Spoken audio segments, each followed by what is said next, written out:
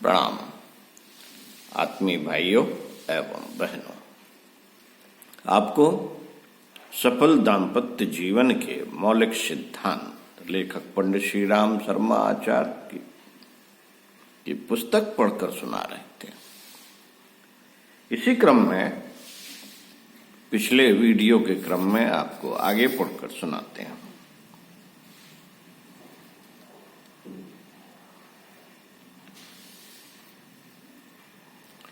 साथियों,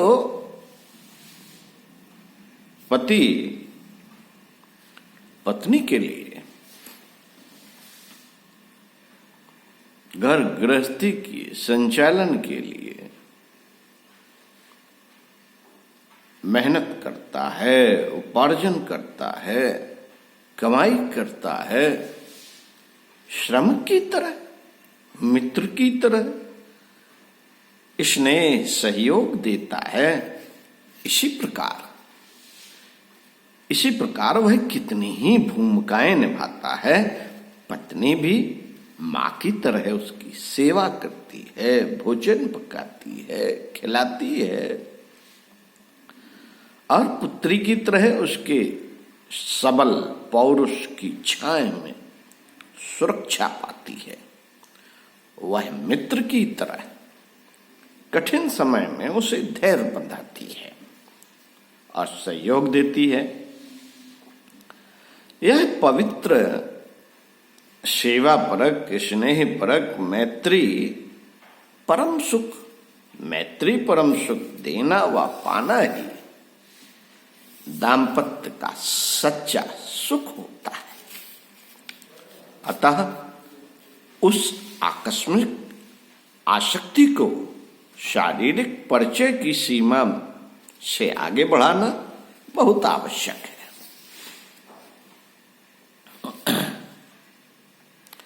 पारस्परिक कोमल भावनाओं की अभिव्यक्ति आवश्यक होते हुए भी निम्नगामी नहीं होनी चाहिए। दैहिक विकारों से उसकी गरिमा घटती है। इन्हें कला और सेवा के साथ जोड़ा जा सकता है। पत्नी के एकांत क्षणों में भी इसका विशेष ध्यान रखना बहुत अच्छा होता है। कुछ समय का वियोग दाम्पत्य को प्रगाढ़ बनाने में बहुत सहायक होता है। यह थोड़े समय का विछोह दोनों को और भी निकट ला देता है।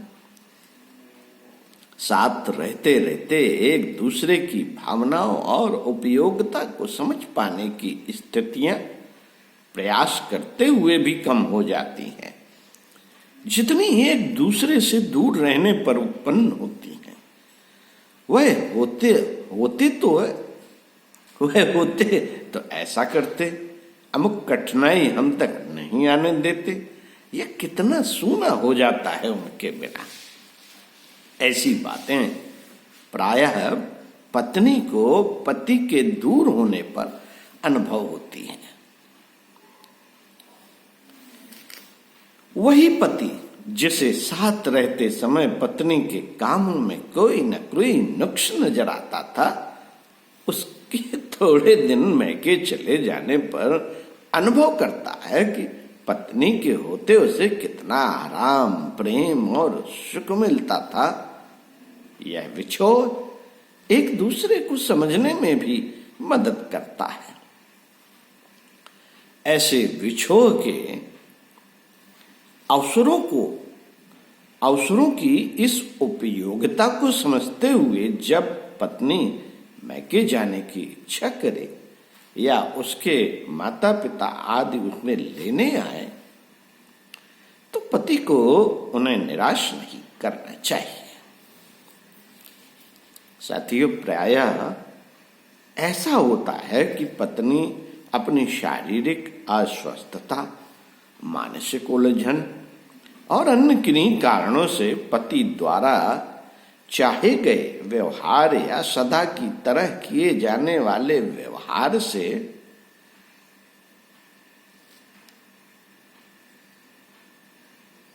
कुछ भिन्न अपनाती है। उसके इस व्यवहार को अपनी उपेक्षा मानने की भूल करने वाले पति का यह अनुमान प्रायः गलत होता है। उन्हें उस व्यवहार के कारणों को खोजना चाहिए, नहीं तो थोड़े दिन तो वह ऐसे व्यवहार को सहता रहेगा, पर मन ही मन यह धारणा पक्की होती जाएगी कि उसकी उपेक्षा ही हो रही है। यही भूल पत्नियां भी कर जाती हैं। बाहर की नौकरी, व्यवसाय आदि की समस्याओं में उलझा पति यदि उसके बताए हुए बाजार के काम नहीं कर सका या उसके लिए समय नहीं मिला तो पत्नी ने पूछा और वह कहीं और उलझा हुआ उसका उत्तर नहीं दे पाया या उसके व्यवहार में कोई रुक्षता आई तो उसे अपनी उपेक्षा न मान उसके पीछे छिपे कारणों को खोजने का प्रयास करना आवश्यक होता है। इसके बिना सत्य क्या है पता नहीं चलता और असत्य ही सत्य बनता चला जाता है। और जब यह अनुभव होने लगता है कि मेरी उपेक्षा हो रही है तो पारस्परिक वितृष्णा उनके भावी जीवन के लिए अच्छी नहीं होती।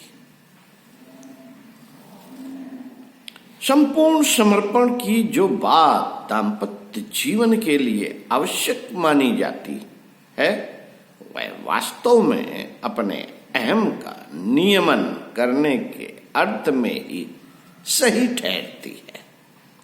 एक दूसरे की बात व व्यवहार को सहज रूप में लेने के बजाय उसे अपने अहम पर पड़ने वाली चोट समझा जाए तो पति पत्नी में कलह का विष वृक्ष पनपने लगता है। इसलिए समझदार दंपत्ति किसी ने कुछ कहा और वह दूसरे को प्रिय नहीं लगा तो उसमें कहीं न कहीं दोनों का हित खोजने का प्रयास करते हैं। यह सही भी है कि पत्नी के बीच कभी ऐसे प्रसंग आते भी हैं और उसके पीछे उनके संबंधों को मधुर बनाने का ही प्रयोजन रहता है। साथियों, किसी को अपने से बड़ा योग्य व अनुभवी तो माना जा सकता है किंतु वह भी अंततः मनुष्य ही होता है। देवत्व और दानत्व का मिला जुला रूप, गुण और दोषों का एक समन्वित स्वरूप यदि पति पत्नी के मन में जो एक दूसरे के योग बड़ा प्रेममय आदि कोई स्वरूप बन गया है तो उसके साथ दुराग्रह नहीं जुड़ना चाहिए। मनुष्य ही मानकर चला जाना ठीक रहता है। उस मन में बनी तस्वीर के विपरीत किसी का आचरण या व्यवहार दिखे तो सहज मानव प्रकृति मानकर उसे दूर करने का प्रयास तो ठीक रहता है, पर उस बात को लेकर अपने श्रद्धा, निष्ठा, विश्वास और ममत्व में कमी करना ठीक नहीं। इससे संबंधों में शैथिल्य आने लगता है और वह क्रमशः चलता ही रहे तो परिणाम बहुत बुरे होते हैं। मित्रों, प्रशंसा की चमत्कारी शक्ति सर्वविदित ही है। उससे भी लाभान्वित होने का लाभ विवेकशील दंपत्ति ही उठाते हैं। प्रशंसा करना और प्रशंसा सुनना यह दोनों ही गुण पति पत्नी अपने में विकसित करें तो एक दूसरे की प्रगति में सहायक हो सकते हैं और दाम्पत्य रस अभिवर्धन में भी। साथियों, प्रशंसा करना भी एक कला है और सुनना भी एक कला है। प्रशंसा में कार्यों को प्रमुखता दी जाए, ना कि व्यक्ति को, और सुनने में भी अपने सत्कार्यों, व्यक्तित्व व व्यवहार के विकसित करने की कामना उत्पन्न हो, न कि अहंकार। पत्नी ने सूझबूझ से कोई नुकसान होने से बचा लिया हो या कोई कार्य सुरुचिपूर्ण ढंग से ही कर दिया हो तो उसकी प्रशंसा करनी ही चाहिए। यह सोचना कि यह तो उसका दायित्व है, प्रशंसा करने की क्या आवश्यकता, यह तो उसका दायित्व है, प्रशंसा करने की क्या आवश्यकता, यह तनिक भी ठीक नहीं। जो पत्नियां पति की प्रशंसा में कृपणता नहीं बरतती, वे उनके मन में अपना स्थायी निवास बना लेती हैं। किसी के पास विश्वविद्यालय की बड़ी बड़ी डिग्रियां हो, प्रतिभा हो, योग्यता हो, तो वह विद्वान दाम्पत्य जीवन में असफल होते देखे जाते हैं। अतः आपको दाम्पत्य के उन व्यवहारिक सूत्रों की जानकारी होना बहुत आवश्यक है।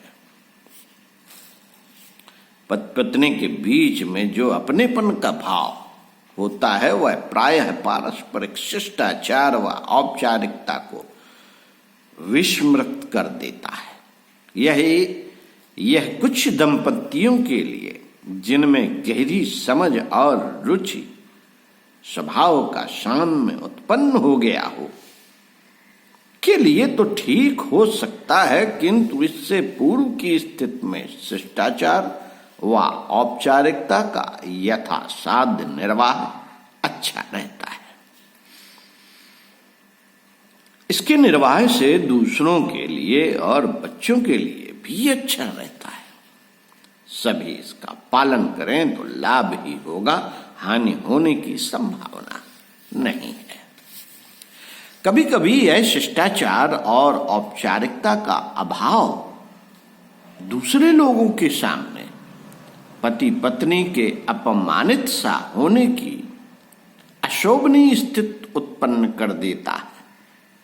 एक पक्ष अपने को आहत, अपमानित समझने लगता है, जबकि दूसरे ने यह सब बिना सोची समझे कहा हो। जैसे मित्रों के सामने पत्नी के मैके वालों के संबंध में कोई ऐसी बात कह देने पर उसे वैसा ही अनुभव होता है। इसलिए अपनत्व का भाव तो रहे, पर उसके साथ जो अधिकार अद्वैत का भाव आ जाता है, उसकी अति न हो जाए। इसके लिए शिष्टाचार व औपचारिकता का पालन करना ठीक ही रहता है। कई व्यक्ति अपने मित्रों के साथ वार्तालाप करते समय भी कुछ ऐसे शब्दों का प्रयोग करते देखे जाते हैं जो शिष्टता की सीमा में नहीं आते। आगे बताएंगे आपको इसी क्रम में पृष्ठ 35 से। लेखक पंडित श्रीराम शर्मा आचार्य। ओम शांति।